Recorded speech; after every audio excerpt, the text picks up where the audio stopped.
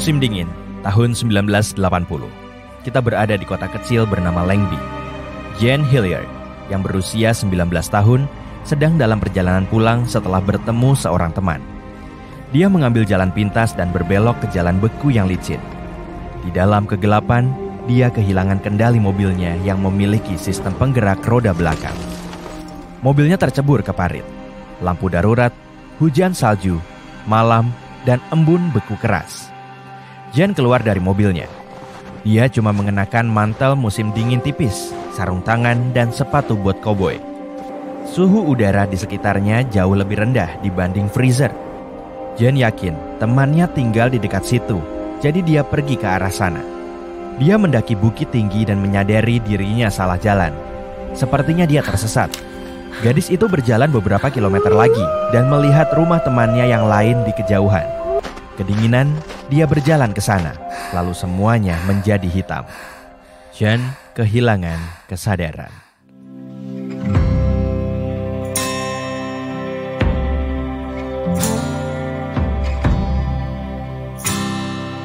Besok paginya, seorang peternak, Wally Nelson, bangun dengan suasana hati baik. Ini musim liburan. Ada dongeng musim dingin di luar jendelanya. Dia keluar rumah dan melihat tubuh Jan Hilliard tergeletak beberapa meter dari terasnya. Wally mendekati gadis itu, mencoba membangunkannya dan merasa ngeri. Tubuhnya kaku dan dingin layaknya kayu beku. Matanya terbuka dan tidak bergerak. Rambutnya pun membeku. Dia tak terlihat hidup. Tapi Wally melihat dia masih bernapas. Jan berhasil bertahan. Wally ingin memasukkannya ke dalam mobil untuk mengantarnya ke dokter. Tapi tubuh gadis itu tidak bisa ditekuk untuk dimasukkan ke mobil. Dia seperti patung. Wally pun mengambil mobil yang lebih besar dan bergegas ke rumah sakit secepat mungkin. Para dokter merawat Jan, tapi pesimis dia akan selamat. Tangannya begitu keras dan beku, sehingga jarum suntik tak bisa menembusnya. Suhu rendah, mata sayu, dan otot sekeras batu adalah hasil dari mode darurat. Tubuhnya mengarahkan semua darahnya ke organ vital agar tetap berfungsi. Sehingga bagian lain dari tubuhnya terlihat begitu tak bernyawa. Dan kulit serta ototnya tidak bereaksi pada apapun. Para dokter memutuskan untuk meletakkan bantalan pemanas untuk menghangatkannya. Keluarganya berharap dia bisa sembuh. Tapi saat itu yang bisa mereka lakukan hanyalah menunggu. Radang dingin sangat berbahaya karena semua cairan beku itu mulai mengembang. Isi botol kecil dengan air dan masukkan ke freezer selama beberapa jam. Kemudian keluarkan, dan kamu bisa melihat botolnya tampak mengembang atau bahkan retak karena volume cairan yang bertambah. Hal yang sama terjadi dalam tubuh kita. Tubuh kita terdiri dari hampir 70% air. Saat membeku, partikelnya berubah menjadi kristal es dan merobek membran sel. Fragmen es bisa meregang dan menghancurkan jaringan. Ini disebut radang dingin. Selain itu, tubuh kita bisa memperlambat semua proses internalnya dalam kondisi dingin ekstrim untuk menghemat kekuatan dan energi. Jantung berdetak lebih sedikit dan paru-paru berhenti mengonsumsi banyak oksigen. Metabolisme melambat. Itu terjadi pada Jan dan mungkin itulah yang menyelamatkan hidupnya hari itu. Dia terbaring di salju dalam cuaca beku yang parah selama sekitar 6 jam. Tapi kenapa partikel es tidak mulai menghancurkan membran selnya? Bagaimana tubuhnya bertahan dari kerusakan seperti itu dan berhasil selamat? Kembali ke rumah sakit. Dokter senang melihat Jan membaik. Darah hangat menyebar melalui pembuluh beku dan menghidupkan kembali tubuhnya. Anehnya, kristal es tak merusak otot dan kulitnya. Beberapa jam kemudian, gadis itu sadar kembali. Menjelang siang, dia mulai bicara. Jan tidak tahu apa yang terjadi. Dia ingat berjalan ke rumah temannya lalu terbangun di rumah sakit. Yang paling mengkhawatirkan saat itu adalah mobil ayahnya ada di dalam parit.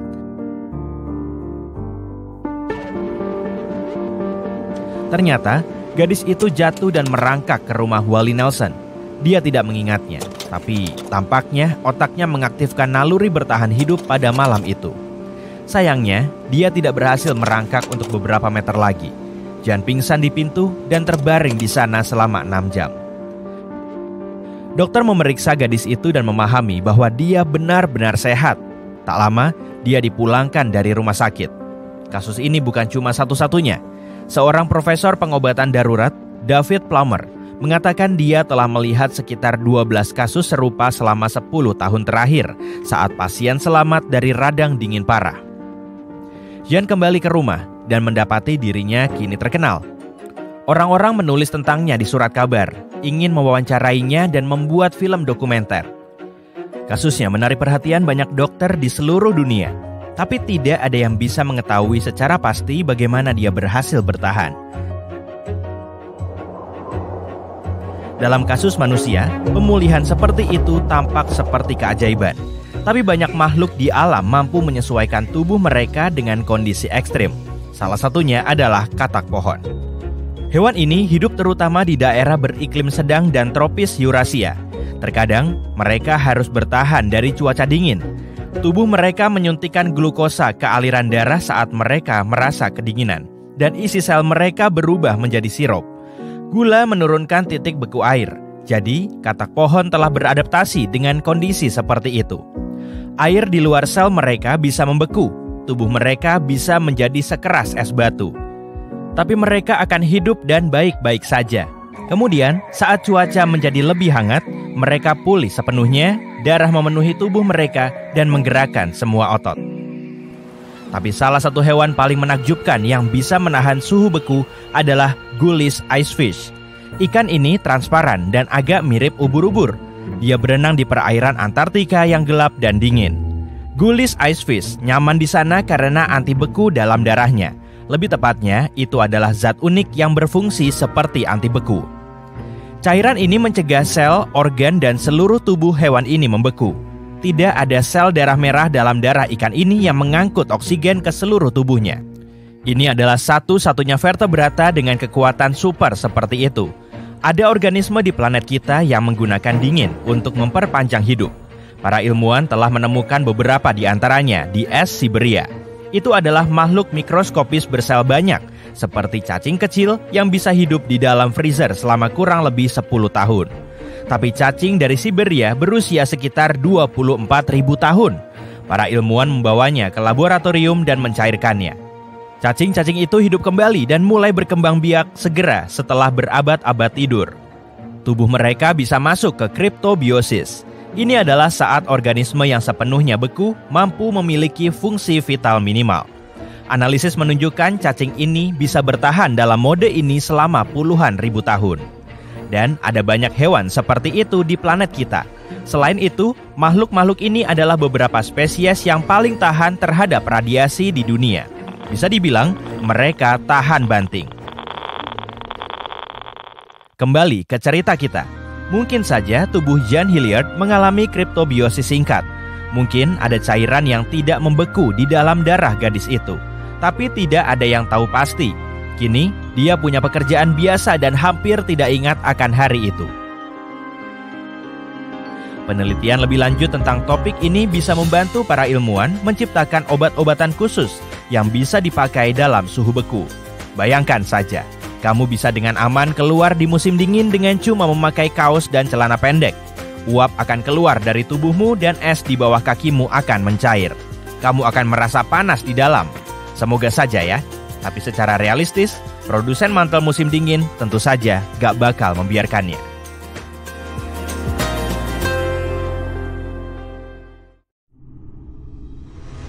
Manusia dapat bertahan hidup hingga beberapa bulan tanpa makanan, beberapa hari tanpa air, dan 69 hari terjebak di bawah tanah. Setidaknya itulah yang berhasil dilakukan oleh 33 penambang di Chili.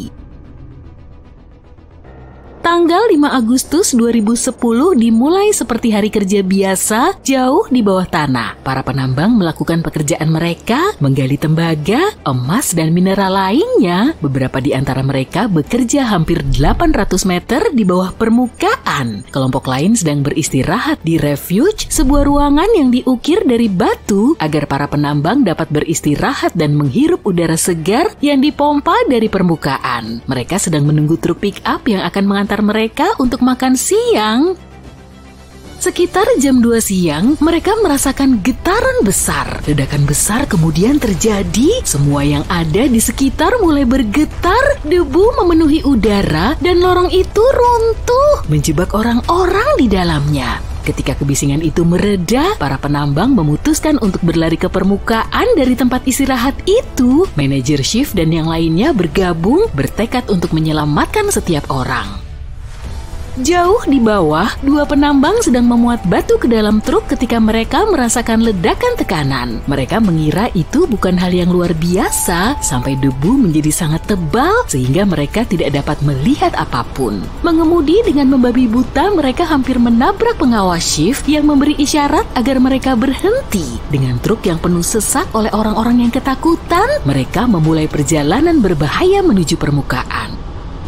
Truk itu meronta-ronta, menahan beban penumpangnya namun tetap melaju. Mereka bertemu dengan lebih banyak pekerja, berdesakan di atas truk seperti ikan sarden. Rintangan demi rintangan, mereka bergerak ke permukaan hingga menabrak batu besar dengan berat sekitar 700.000 ton dan setinggi gedung 45 lantai. Mereka mengirim penambang yang bertubuh paling kecil untuk melihat apakah ada harapan untuk bisa masuk dari samping batu runtuhan. Dia hanya berhasil merangkak 10 meter ke depan dengan lampu di tangannya dan memberitahu yang lain bahwa tidak ada kesempatan untuk melangkah lebih jauh. Beberapa penambang yang lebih tua pernah terjebak di tempat kerja sebelumnya, tapi biasanya hanya beberapa batu yang bisa dibersihkan oleh bulldozer dalam beberapa jam. Kali ini berbeda. Para penambang tidak berencana untuk menyerah sehingga mereka berpencar dan satu kelompok mencari lubang yang dapat mengalirkan udara, air, dan listrik ke dalam tambang. Seharusnya ada tangga yang bisa digunakan sebagai ruang pelarian. Mereka berhasil menemukan satu cerobong asap yang memiliki tangga. Salah satu penambang memanjat ke atas, menghirup debu dan berpegangan pada dinding yang licin. Cerobong asap itu membawanya ke dinding berbatu yang sama dengan yang mereka lihat sebelumnya. Itu berarti hanya ada satu hal, tidak ada jalan keluar. Mereka harus menyampaikan berita duka ini kepada para penambang lainnya yang kembali ke tempat perlindungan. Ada cukup makanan ringan untuk 33 orang selama beberapa hari. Seseorang mengambil makanan ringan itu masih tidak menyadari bahwa mereka bisa terjebak di sana selama berhari-hari atau berminggu-minggu. Kaleng-kaleng buah persik, kacang polong dan tuna, 6 galon susu kental manis, dan 93 bungkus kue kering, hanya itu yang mereka punya. Satu hal yang tidak perlu mereka khawatirkan adalah air. Ada lebih dari cukup air di tangki-tangki terdekat yang menjaga mesin tetap dingin, semua koneksi ke dunia luar, listrik, sistem interkom, aliran air, dan udara bertekanan telah terputus. Para pekerja yang bekerja di atas tanah pada hari naas itu juga mendengar ledakan dan melihat awan debu di depan pintu masuk utama. Sementara para penambang menetap untuk malam pertama di refuge, regu darurat lokal berusaha melakukan segala cara untuk menyelamatkan semua orang. Satu tim turun dengan truk pick-up hingga menabrak massa batuan abu-abu di kedalaman sekitar 500 meter. Tim lain mencoba turun dengan tali dan katrol ke dalam cerobong asap, tapi mereka menemukan penghalang di setiap tingkat. Para supervisor dari tim tersebut melepas helm putihnya yang khas untuk menunjukkan bahwa semua pekerja sekarang setara. Seperti yang diingat oleh para penambang kemudian, itu adalah salah satu gerakan yang menginspirasi mereka. Pada tanggal 7 Agustus, terjadi runtuhan lain yang memblokir lubang ventilasi. Keesokan harinya, tim penyelamat mulai mengebor lubang dan menurunkan alat pendengar untuk melihat apakah ada tanda-tanda kehidupan di bawah sana, namun hasilnya nihil. Peta tambang pun sudah terlalu tua yang membuat pencarian semakin rumit. Jauh di bawah permukaan, para penambang mencoba untuk menjaga semangat mereka dengan mengobrol, bercanda, dan bercerita. Tidak ada sinyal ponsel, tapi mereka masih bisa menggunakannya sebagai kamera untuk merekam video tentang kelangsungan hidup mereka di bawah tanah. Metabolisme mereka melambat dan bahkan yang paling aktif di antara mereka tidur lebih lama dari biasanya dan mengalami mimpi buruk yang menakutkan. Kabut menyelimuti pikiran mereka menghabiskan 17 hari tanpa kontak dengan dunia luar, hanya makan sekali setiap 2 hari. Para penambang mulai mengalami masalah kesehatan.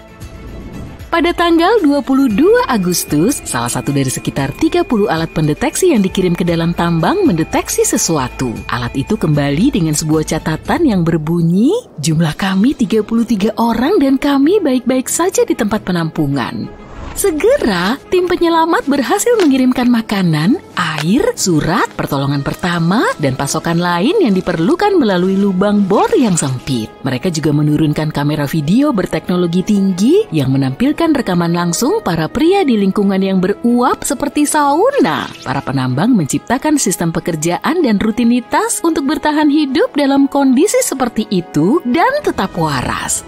Di atas tanah, sebuah tim internasional yang terdiri dari para jenius teknik dan pertambangan menyatukan pikiran mereka untuk memecahkan kode. Bagaimana cara membawa jiwa-jiwa pemberani itu kembali ke permukaan?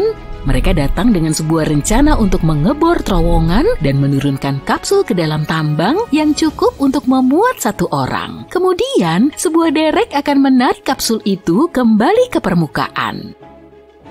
Mereka membawa 3 rig pengeboran terpisah ke lokasi dan mulai bekerja pada tanggal 30 Agustus, 25 hari setelah kecelakaan. Para pekerja yang terperangkap membantu penyelamatan dari bawah. Mereka membentuk 3 tim dan bekerja selama 8 jam per hari, menghancurkan puing-puing akibat pengeboran untuk memperkuat dinding tambang. Rencana awalnya adalah membebaskan mereka pada bulan Desember, tapi pengeboran rencana B selesai mengerjakan terowongan pada tanggal 9 Oktober.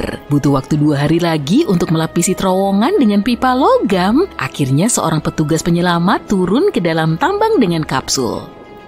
Keluarga dan teman-teman para penambang menunggu di atas tanah di sebuah tenda darurat Camp Hope. Pekerja pertama keluar dari tambang setelah menempuh perjalanan selama 15 menit melewati 800 meter batu di dalam kapsul. Dia disambut sebagai pahlawan. Satu persatu mereka semua keluar dari refuge. Jutaan orang di seluruh dunia mengikuti penyelamatan tersebut melalui siaran langsung TV. Butuh waktu kurang dari 1 hari, alih-alih 48 jam yang direncanakan. Ke-33 penambang yang berusia 19 sampai 63 tahun telah diselamatkan dan sebagian besar dalam keadaan sehat. Mereka semua harus mengenakan kacamata hitam untuk melindungi mata terhadap sinar matahari setelah berada di ruang dengan cahaya yang sangat sedikit dalam waktu yang lama. Salah satu penambang terakhir yang berhasil naik ke permukaan adalah Franklin Lobos, mantan pemain sepak bola profesional. Ketika dia berada di bawah sana, tim-tim dari seluruh dunia menandatangani jersey untuknya. Franklin mendapatkan hadiah selamat datang itu dan sebuah bola sepak. Dia mengatakan bahwa itu adalah pertandingan terberat sepanjang hidupnya. 33 orang yang luar biasa itu dihujani cinta dan pujian. Mereka dipastikan mendapatkan perawatan kesehatan terbaik selama 6 bulan dan melakukan perjalanan ke berbagai destinasi internasional sebagai motivator, tampil di depan umum, dan menjelajahi tempat-tempat terkenal. Bahkan ada parade di Walt Disney World di Florida untuk menghormati para penambang itu. Film berjudul 33 yang didasarkan pada kisah mereka dirilis pada tahun 2015 menampilkan Antonio Banderas. Antonio berperan sebagai penambang yang merekam video log harian untuk meyakinkan publik bahwa mereka baik-baik saja. Kisah ini yang dianggap banyak orang sebagai keajaiban nyata tercatat dalam sejarah dan di buku rekor dunia Guinness sebagai waktu terlama orang-orang yang terjebak di bawah tanah yang mampu bertahan hidup. Hei, mau dengar sesuatu yang mengejutkan? Pada stop kontak rumahan biasa yang kita gunakan untuk mengecas ponsel, tegangannya adalah 110 volt. Kabel listrik tegangan tinggi yang menyediakan listrik untuk puluhan bangunan memiliki tegangan 100.000 volt. Sedangkan energi satu sambaran petir lebih dari 10 juta volt. Dan suhu petir hampir 2 kali lipat suhu di permukaan matahari loh. Muatan yang luar biasa ini melesat dengan kecepatan hanya 2,5 kali lebih lambat dari kecepatan cahaya. Bayangkan apa yang terjadi pada seseorang ketika petir menyambarnya. Baiklah, biar ku jelaskan. Aliran listrik melewati tubuh dalam waktu 1/100 detik. Petir bisa menghentikan detak jantung dan mengganggu kerja seluruh sistem saraf. Awalnya mungkin kamu gak menyadari apa yang terjadi. Mungkin kamu akan kehilangan kesadaran dan tubuhmu akan mengalami syok. Setiap harinya terjadi beberapa juta sambaran petir di dunia. Untungnya, kecil kemungkinan kita untuk tersambar petir. Kemungkinan petir menyambarmu adalah sekitar 15.300 banding 1. Sebanyak sekitar 20.000 orang tersambar petir setiap tahunnya. Kemungkinan tersambar petir 2 kali bahkan lebih kecil lagi. Lalu, seberapa besar kemungkinan kita tersambar petir sampai 7 kali sepanjang hidup kita? Ini tampaknya mustahil, tapi ada orang yang pernah mengalaminya. Namanya adalah Roy Sullivan. Dia lahir pada tahun 1912 di Greene County, Virginia, dalam sebuah keluarga besar dengan 7 orang anak. Roy adalah seorang pria biasa dan gak berbeda dengan saudara-saudaranya. Tapi entah kenapa, kekuatan alam memilihnya. Pada tahun 1936, dia mulai bekerja sebagai penjaga hutan di Taman Nasional Shenandoah. Di sana, petir menyambarnya 7 kali dalam kurun waktu 35 tahun. Insiden pertama terjadi pada bulan April 1942. Pada hari itu, terjadi badai petir yang kuat. Roy berlindung di menara pemadam kebakaran yang baru, tapi pembangunnya belum memasang penangkal petir. Petir menyambar bangunan itu beberapa kali. Kebakaran besar mulai terjadi di dalam, dan Roy berlari keluar. Begitu dia berada beberapa meter dari tempat berlindung, petir menyambar jari kakinya dan menyebabkan lubang pada sepatunya. Insiden berikutnya terjadi 27 tahun kemudian, pada bulan Juli 1969. Saat itu, Roy sedang bekerja di Taman Nasional. Dia tengah mengendarai truk melewati medan berbukit ketika badai mulai menerjang. Petir menyambarnya melalui jendela mobil yang terbuka. Petir tersebut membakar alis dan bulu matanya, serta sedikit mengenai rambutnya. Roy pun pingsan, sementara mobil ini terus melaju. Mobil itu berhenti tepat di tepi jurang. 15 menit kemudian, Roy siuman. Setahun kemudian, pada bulan Juli 1970, insiden yang ketiga kali terjadi. Cuaca saat itu sedang bersahabat, tapi dalam hitungan menit, awan menjadi semakin tebal, dan badai petir pun dimulai.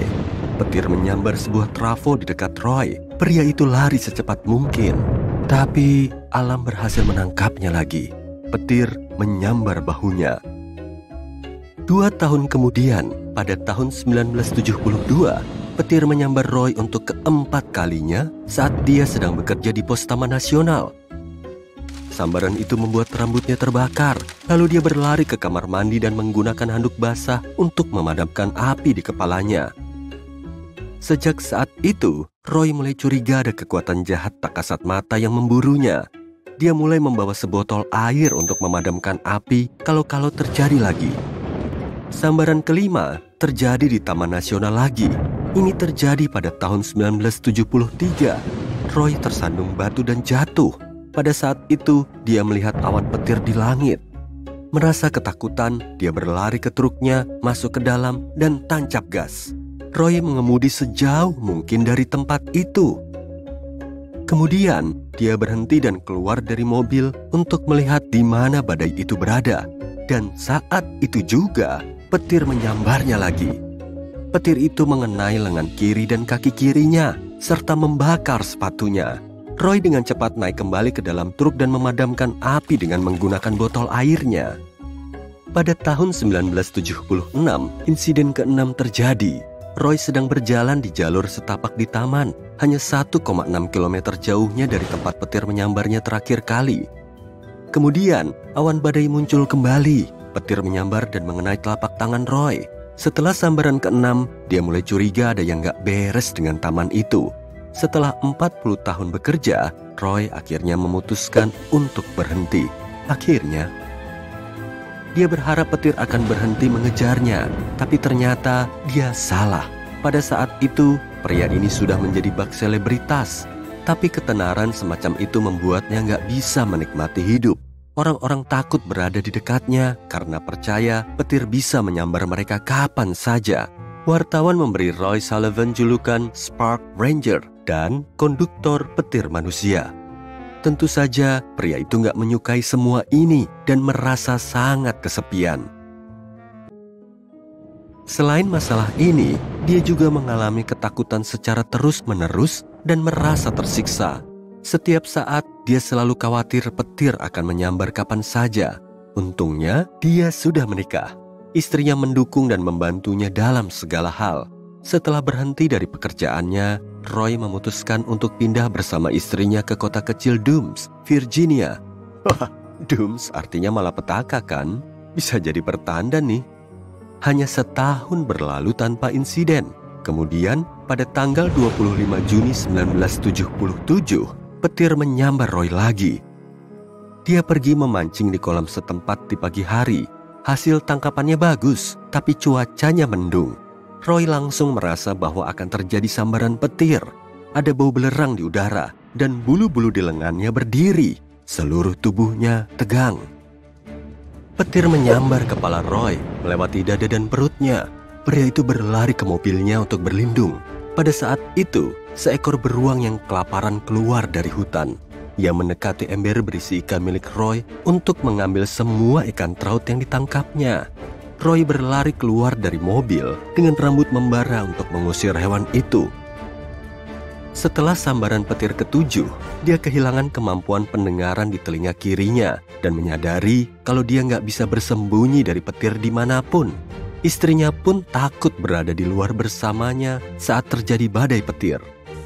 Suatu hari, istrinya sedang menjemur cucian di halaman belakang. Roy keluar rumah untuk membantunya. Beberapa menit kemudian, petir menyambar istrinya. Untungnya, dia nggak terluka parah. Setelah itu, selain rasa takut dan kesepian sosial, dia juga merasa bersalah. Tentu saja, sudah banyak dokter dan ilmuwan yang mencoba menolong Roy, tapi tidak ada yang berhasil menemukan penyebab fenomena aneh ini. Menurut sains, setiap kali tersambar petir itu hanya kebetulan. Matematika dan fisika nggak bisa membantu di sini. Dengan jawaban seperti itu dari para ilmuwan, Roy percaya ada kekuatan tak kasat mata yang memburunya atau takdir menghukumnya karena sesuatu. Mungkin jawabannya terletak pada masa lalu pria itu. National Park Service dan para dokter mendokumentasikan ketujuh insiden dia tersambar petir. Tapi ada satu lagi, yang ke-8, yang tidak bisa dikonfirmasi. Menurut Roy, petir menyambarnya di masa mudanya saat dia membantu ayahnya menyiangi ladang gandum. Sambaran petir itu mengenai mata sabitnya. Gak ada seorang pun kecuali dia yang melihatnya. Mungkin pada saat itu, petir mengubah sesuatu dalam tubuhnya dan membuatnya lebih mudah disambar oleh petir-petir berikutnya. Petir selalu memilih jalur yang paling sedikit hambatannya. Beginilah proses terjadinya petir. Partikel hujan, es, dan salju saling bertabrakan di dalam badai. Proses ini meningkatkan ketidakseimbangan antara awan dan tanah, sehingga membuat lapisan awan yang lebih rendah bermuatan negatif. Benda-benda di bawah, seperti pepohonan dan tanah, menjadi bermuatan positif dan menciptakan ketidakseimbangan lainnya. Alam mencoba memperbaiki ketidakseimbangan antara dua muatan yang berlawanan ini dengan mengalirkan arus listrik melaluinya. Mungkin alam merasakan ada ketidakseimbangan muatan dalam tubuh Roy dan mencoba memperbaikinya. Tapi kenapa dia tersambar dalam interval 1 atau 2 tahun? Selain itu, jarak antara sambaran pertama dan kedua juga lebih dari 20 tahun. Para ilmuwan masih belum bisa menjelaskan apa yang terjadi padanya. Mungkin Roy hanyalah seseorang yang menarik.